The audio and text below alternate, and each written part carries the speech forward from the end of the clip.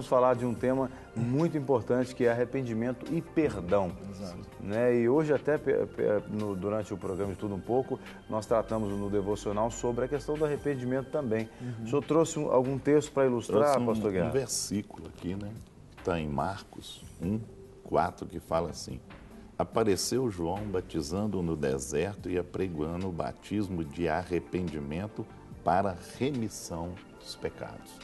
E nós temos outro versículo aqui, que está em Mateus 9:13.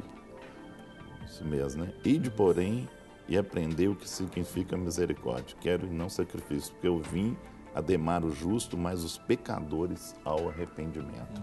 Então nós temos 2 versículos aqui sobre arrependimento e também explicar a questão do arrependimento, né? Porque muitas vezes a pessoa hoje aí no mundo, ela sai, né, dessa festa aí de carnaval e tudo, e acha que hoje ela vai arrepender e fica 40 dias aí purificando, né? E o nosso arrependimento, ele é em Jesus. Nós arrependemos uma vez e temos uma vida com Cristo, a vida inteira plena com Cristo, né? E vale dizer que não só esses 2 versículos, mas a Bíblia tem muitos outros textos que falam sobre arrependimento.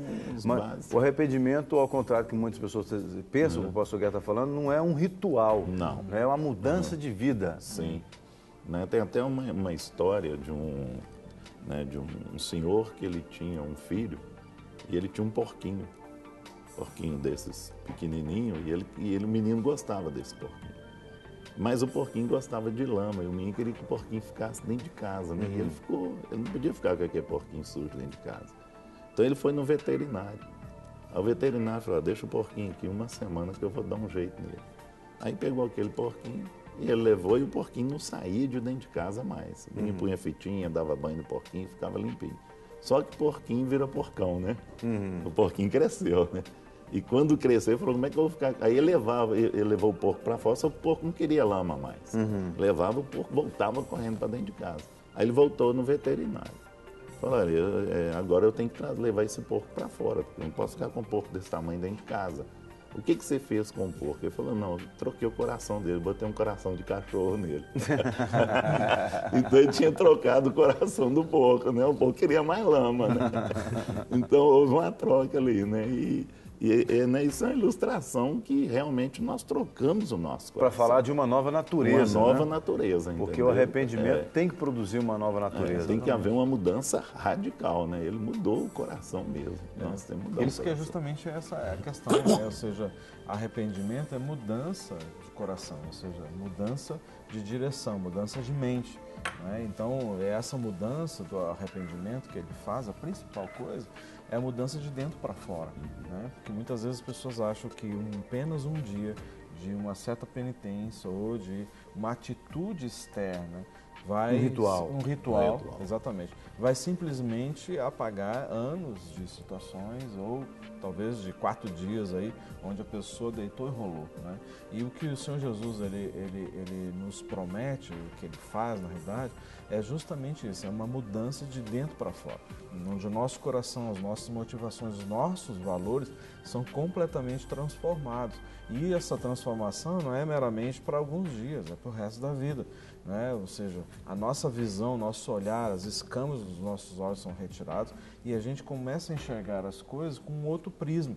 Ou seja, os olhos do nosso coração são abertos e a gente começa a contemplar que aquelas coisas que eu valorizava tanto antes, onde muitas vezes eu investi recursos, tempo, a minha vida, né, por alguns minutos, alguns dias de um prazer momentâneo, aquilo não tem valor nenhum, né? Não pesa, assim, a mudança é radical. Vocês não acham que as pessoas confundem muito o arrependimento com remorso? E por isso essa dificuldade de praticar o verdadeiro, o genuíno arrependimento, porque o genuíno arrependimento, como a Bíblia ensina, produz frutos que são dignos desse arrependimento, né? Dessa mudança de vida. E o remorso, não. Eu penso que elas confundem, porque os dois produzem quase que os mesmos sentimentos de tristeza, né? Tanto o remorso quanto o arrependimento produz uma certa tristeza. Vocês encontram isso também? O arrependimento, ele traz paz, o remorso não. O remorso, ele continua moendo a pessoa dentro dele. Você vê que Judas, ele teve remorso e Pedro arrependeu. Então, houve uma diferença nos dois. Né? O remorso, muitas vezes, ele traz uma consequência, porque ele vai gerando dentro da pessoa um sentimento de culpa. Ele tem um remorso, mas aquele sentimento de culpa está dentro dele. Muitas vezes a gente vai tratar com a pessoa nesse sentido de perdão e vai olhar e falar assim, ó, você está carregando um sentimento de culpa porque você teve um remorso. Você não arrependeu. Aí vai ver lá no fundo a pessoa realmente teve um remorso, não arrependeu e ela carrega aquele sentimento dentro dela. Porque não houve arrependimento, o que aconteceu? Não houve arrependimento, não curou a ferida. Remorso não cura a ferida. Não, e o fruto é diferente, né? Eu fiquei pensando aqui num exemplo que a gente poderia trazer para elucidar melhor. Vamos dizer que tem aí um casal não casado tendo relação sexual ilícita, né? Porque hoje é muito comum na cabeça das pessoas poder ter relação sexual fora do casamento, o que para nós não é correto, porque nós entendemos que o casamento é o lugar onde está autorizada a conjunção carnal. Bom, então se você tem um casal tendo relação sexual ilícita e um remorso acontece no coração daquelas pessoas, o remorso não é o suficiente para fazer com que os dois parem aquele processo de pecado. Diferentemente do arrependimento, que o arrependimento vai tirá-los daquela condição de pecado, vai mudá-los de direção. Né? Porque as pessoas confundem muito e têm dificuldade, inclusive, de pedir perdão. Com certeza. Normalmente no remorso as pessoas pedem desculpa, né? Desculpa não é desculpa não é remissão de pecado, né? Ou seja, não apaga o pecado, né? A desculpa simplesmente assim, realmente errei, a desculpa aí, né? Mas na realidade o perdão é um processo transformador dentro da perspectiva, no sentido de que a pessoa, não quer dizer que a pessoa nunca mais vai esquecer aquela situação. Ela vai lembrar, mas isso não vai trazer mais dor na vida dela e muitas vezes até inimizade. Então quando a pessoa escolhe perdoar, ou seja, as pessoas, e ela se apropria do perdão conquistado na cruz do Calvário pelo Senhor Jesus, ou seja, é exatamente esse fardo que é retirado dos seus ombros e a pessoa se sente, justamente como o pastor Guerra falou, muito mais livre e em paz. É essa paz que nós não entendemos, né? A Bíblia fala sobre isso. A paz que excede a todo entendimento humano, ou seja, não existe entendimento humano, conceitos ou sábios que possam explicar o que é a paz que só o Senhor Jesus pode dar. É aquela situação. Uma coisa é você falar sobre a paz, é outra coisa é você experimentá-la. Né? Então, experimentar é toda a diferença. Não é? A gente pode falar que arrependimento e perdão são irmãos gêmeos, né? Porque um está atrelado no outro o tempo todo. Não tem como. Porque se você arrepende, porque a gente falou da desculpa aqui, a desculpa ela não substitui, o perdão é substitutivo, né? Exatamente. Porque Jesus, quando morreu na cruz do Calvário, ele já morreu para pagar o preço de um pecado que todos nós cometemos, ou qualquer pecado que cometamos, né? E substituiu, então, o nosso pecado pela morte dele, pelo sacrifício.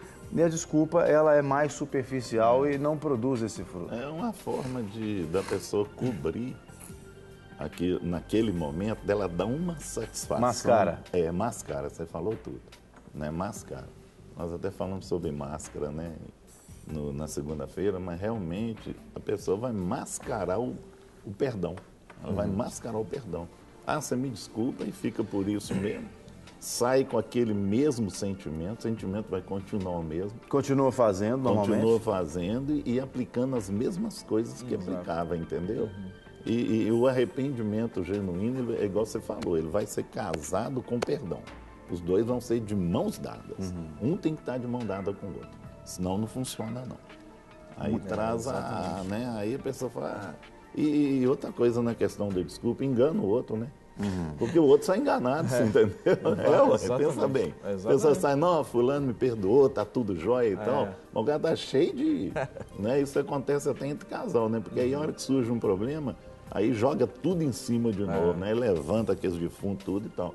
Então a coisa tem que ser... E uma coisa interessante é que na área que nós atuamos, o arrependimento, o perdão é essencial dentro desse processo. Então, quando nós vamos trabalhar e tratar das pessoas, não adianta. Tudo na nossa vida passa pelo perdão. Consequentemente, vai passar por arrependimento. né? Porque muitas vezes as pessoas elas chegam até nós justificando seus atos. Por que agiu assim? Por que fez aquilo outro? Por que fez outro? E uma das coisas que a gente não precisa é justificação. Né? Então, muitas vezes as pessoas tentam justificar para a gente, algumas vezes, algumas coisas que elas fizeram. Só que para nós você tem que justificar nada, não. Na realidade, precisa existir um arrependimento para que aí sim, seu coração possa se abrir e aí a intervenção espiritual possa vir sobre a sua vida. E você falou uma coisa interessante, porque a justificativa, ela faz com que, ela parece demonstrar uma indisposição que o outro tem de aceitar o seu erro mesmo e de se arrepender. Porque uma dos pré-requisitos para o arrependimento é você reconhecer que você errou. Porque eu até falei num outro momento no programa, no Estudo um Pouco, que não tem como você perdoar pecado que não é arrependido, vamos dizer assim, né?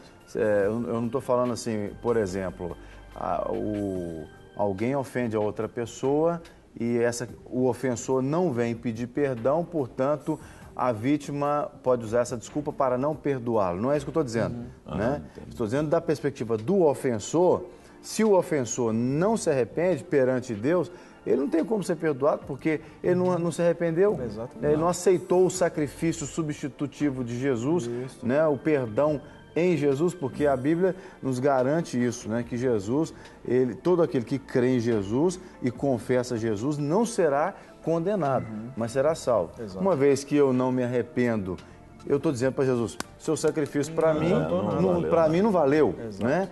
Porque o não arrependimento está dizendo para Deus, ó, o que o senhor fez aí sacrificando Jesus, para mim não interessa. O que acontece muitas vezes, Jean, que as pessoas chegam até nós, elas dizem assim, olha, eu estou feridíssimo, machucado, sabe por quê? Porque meu pai fez isso, meu pai agia dessa forma comigo, a minha mãe fazia tal coisa, entende?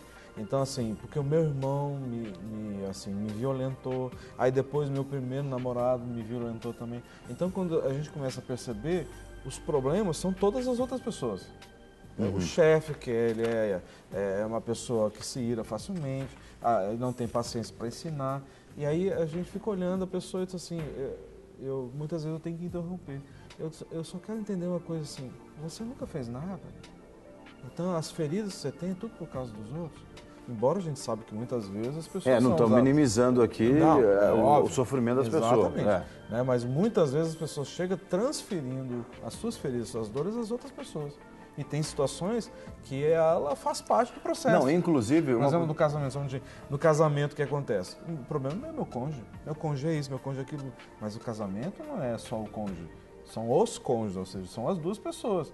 Entende? Então, assim, muitas vezes a pessoa minimiza o seu problema, ou seja, a sua dor, a sua importância dentro do processo e transfere completamente para os outros. Mas isso que você falou, por exemplo, a pessoa está muito ferida, muito machucada porque fulano fez e aconteceu e etc e tal, né? E a pessoa realmente, talvez naquele processo ali, ela até seja uma vítima. Mas se ela não perdoar, o pecado dela perante Deus é tão igual quanto o outro. Aí ela porque ela não perdoou. Porque quando você não perdoa, normalmente a desculpa é o seguinte, mas fulano não se arrependeu, fulano não pediu perdão. Não interessa se ele pediu perdão ou não pediu ou não arrependeu.